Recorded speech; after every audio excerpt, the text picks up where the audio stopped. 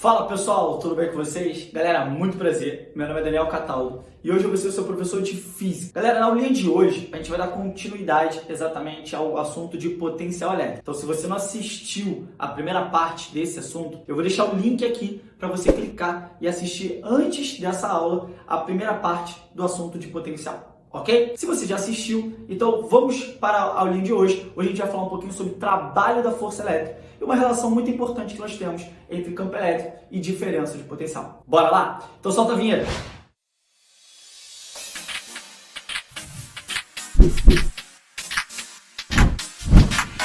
Galera, na aulinha de hoje eu já coloco para vocês o mesmo desenho aqui da nossa primeira parte de potencial elétrico. E por que esse desenho voltou aqui pra gente? Porque lembra que na primeira aula a gente falou um pouquinho sobre esse ganho de energia cinética que essa partícula, positiva, que foi a nossa carga de prova, ela obteve ali. E eu também falei para você que exatamente esse ganho, ele não surgiu do nada. Ele surgiu porque existia uma energia potencial elétrica nesse meu sisteminha. Só que aí o que acontece? Preste atenção. Existe um teorema muito importante na mecânica que a gente pode trazer aqui para a nossa parte da eletrostática. Que teorema é esse? Você provavelmente já conhece. É o que nós chamamos de teorema trabalho-energia. E o que diz esse teorema aqui e por que ele é importantíssimo para a gente? Ele nos diz que sempre que você tem o trabalho realizado por uma força resultante, você pode provocar a energia cinética, a variação da energia cinética, melhor dizendo, de um corpo, de uma partícula. Ora,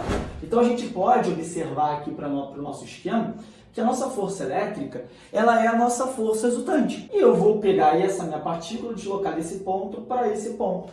Então, já que tem o deslocamento, já que tem força, vai ter trabalho. Então, consequentemente, vai ter variação de energia cinética. E a gente falou isso um pouquinho, A gente falou isso lá na primeira parte, que esse cara ganha energia cinética. Ok, então a partir dessa primeira análise, a gente pode, por exemplo, aplicar esse teorema aqui, e esse teorema vai ser muito útil para a gente aqui no nosso estudo.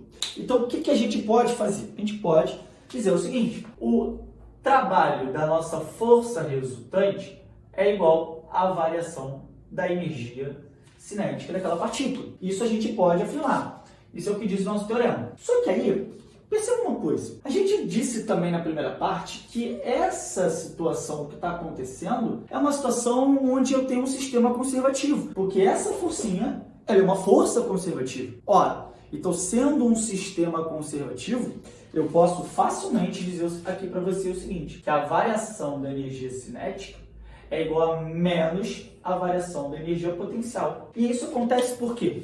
Porque, por exemplo, se você abandonar um objeto, essa caneta, ela tem uma certa altura em relação ao solo. Então, ela tem uma energia potencial. Na hora que eu abandono ela, vai ter a força-peso atuando. A força-peso também é uma força conservativa. Vamos desprezar a situação de resistência do ar. E aí você tem exatamente a caneta diminuindo a sua altura, mas ganhando velocidade. Em outras palavras, senhores, a energia potencial, foi diminuindo. O que aconteceu com a energia cinética? Foi subindo. Então, eu posso observar isso. Enquanto eu tenho aumento de energia cinética, eu tenho uma diminuição da energia potencial. Ora, então eu posso pegar esse teorema e eu posso colocar ele de um outro jeito. Ficaria assim, trabalho da força elétrica, porque a resultante vai ser a nossa força elétrica, é igual a menos a variação da energia potencial. Até aí, tranquilo? Mas lembra, quando a gente fala de variação, a gente está falando de grandeza final menos inicial. Então eu posso escrever assim, menos energia potencial final menos energia potencial inicial. Ok, tá ali? Todo mundo tranquilo? Esse menos, ele vai, fazer ali uma distributivazinha, vai fazer um chuveirinho ali pra gente. Então eu posso aqui dizer o seguinte para você, O trabalho da nossa força elétrica é energia potencial inicial menos a energia potencial final. Beleza? Eu tenho essa estrutura aqui. Só reescrever aqui para você não ficar confuso, É igual a menos energia potencial menos energia potencial inicial. Beleza? Chegamos até aqui. Só que aí, o que acontece? O que a gente pode, tentar entender aqui o nosso, o que está acontecendo, já que a gente parou aqui? Lembra? A gente tinha uma carga, fonte, que está gerando o campo elétrico no espaço e que para cada ponto que eu pego eu tenho um potencial associado, não é mesmo? E o potencial era a energia potencial dividido pela carga. Olha, então essa carguinha, ela vai ter, quando ela está nesse ponto, em relação, né, a nossa carga fonte, eles dois aqui vão ter uma energia potencial. Quando a minha carguinha se encontra nesse outro ponto, mais distante, essa energia ela pode diminuir, né? Ela vai diminuir no caso, né? Porque essa carga aqui é positiva, essa carga aqui também é positiva. O que a gente pode então concluir? Olha, a gente pode concluir que a energia potencial, vou até escrever aqui para você, ó, energia potencial é o potencial multiplicado pela carga, não é mesmo? Baseado na primeira parte que nós estudamos. Então eu posso pegar isso que se encontra aqui e substituir exatamente onde você tem potencial inicial, na verdade energia potencial inicial menos energia potencial final. E aí ficaria assim, ó, energia potencial inicial é o potencial inicial vezes a carga menos potencial final vezes a carga, ok? Agora eu posso botar esse Q em evidência, não posso? Quando eu coloco esse Q em evidência, eu fico com o potencial inicial menos o potencial final multiplicado pela carga. Agora, senhores, eu gostaria muito que você olhasse para isso daqui e me falasse, eu posso afirmar que aquilo ali é uma variação? Variação de potencial, já que eu estou falando de potencial final inicial menos o final? Posso afirmar isso? Não, né? Porque quando eu falo de variação, eu estou falando de grandeza final menos grandeza inicial. E aqui eu estou pegando o inicial menos o final.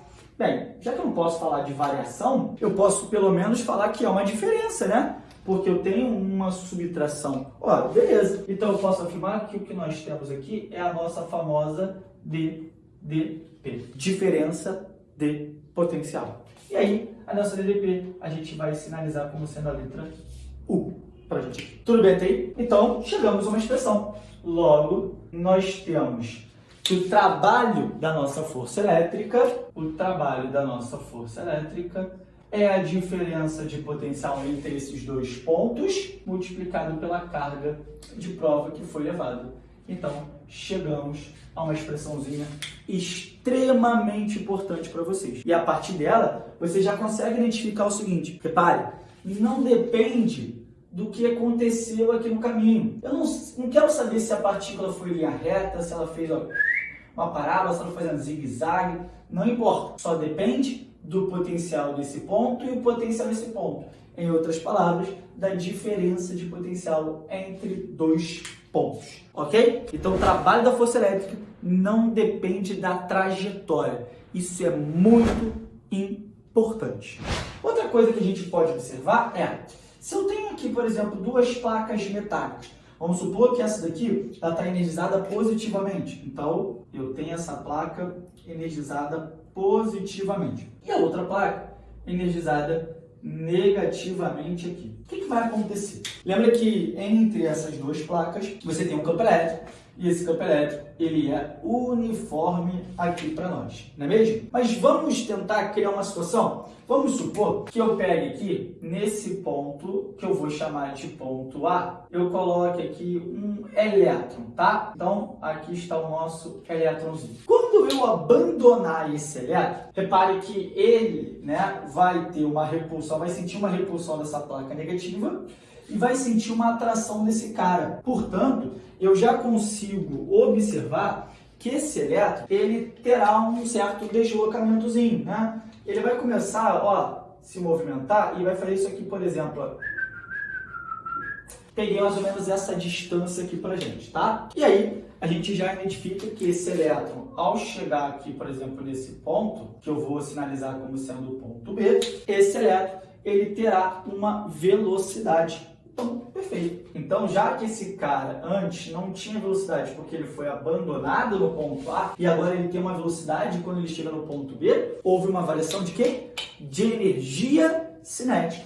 Perfeito. Então, o trabalho da força resultante é igual à variação da energia cinética. E quem fez esse papel aqui? Ah, Cataldo, se você tem uma carga que está imersa num campo, surge uma força chamada de força elétrica. Então, esse cara, né, sente uma força chamada de força elétrica. Tudo bem. Já que eu tenho, então, uma força elétrica, eu posso pensar no trabalho da força elétrica. Show de bola. Outra coisa que a gente pode tentar melhorar aqui o nosso raciocínio é, existe uma maneira de você calcular trabalho sem ser desse jeito da força elétrica, né? Você pode pensar em trabalho da força elétrica como sendo a força vezes a distância que esse cara percorreu. E a gente está mostrando aqui nesse desenho que existe uma distânciazinha dele, né? Distância que ele percorreu de A até o nosso ponto B. E você sabe também que força elétrica, vou até anotar aqui para você, ó, caso você tenha esquecido, força elétrica é o produto daquela carguinha de prova, né? Ó, força elétrica é o produto daquela carguinha vezes o campo ali no caso. Então você pode, por exemplo, substituir o que está escrito ali em cima, né? De preto aqui, ó.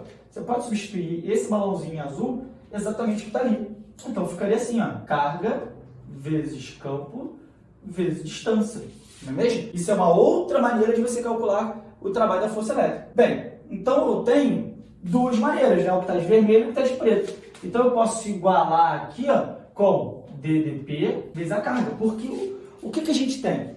Eu vou ter, em relação a esses dois pontos, uma diferença de potencial. Quanto mais próximo eu tiver da placa positiva, maior vai ser o meu potencial. Quanto mais próximo da placa negativa eu tiver, menor vai ser o meu potencial. Olha, então eu posso já definir que essa carga negativa, o elétron, ele se desloca do menor potencial para o maior potencial. Perfeito. Que tal se fosse um próton? Ele ia sair do maior potencial para o menor potencial. Ok? Não posso esquecer isso. O elétron ele sai do menor potencial para o maior. E o próton sai do maior para o menor. Fechado? Ó, então olha para aquela última expressão. Quando eu olho para aquela última expressão, eu tenho, ó, cortei ali o meu Q. Né? O que nós vamos definir então? Nós vamos definir uma relação extremamente importante que a gente usa sempre que meu campo elétrico for uniforme. É o que nós definimos como nosso amigo, o Ed. Então, chama o seu amigo o Ed. Sempre que você tiver um campo elétrico uniforme, e aí, ó, se vocês me permitem, eu vou brincar um pouquinho. Sempre que você tiver no céu, você pode usar o seu amigo o Ed. Céu por quê? Campo elétrico uniforme. Duas placas metálicas, entre elas você tem um campo elétrico uniforme. E se você tem um campo elétrico uniforme, você pode aplicar a relação do nosso amigo o Ed. Beleza? Curtiram a aula? Gostaram? Então já deixa o seu like aí no vídeo, compartilhe com os amigos. Se você não está inscrito no canal, se inscreva no canal e ative o sininho para sempre você receber todas as notificações quando eu subir uma aula nova para você nesse ano de concurso. Beleza? Espero vocês numa próxima aula. Valeu, abraço!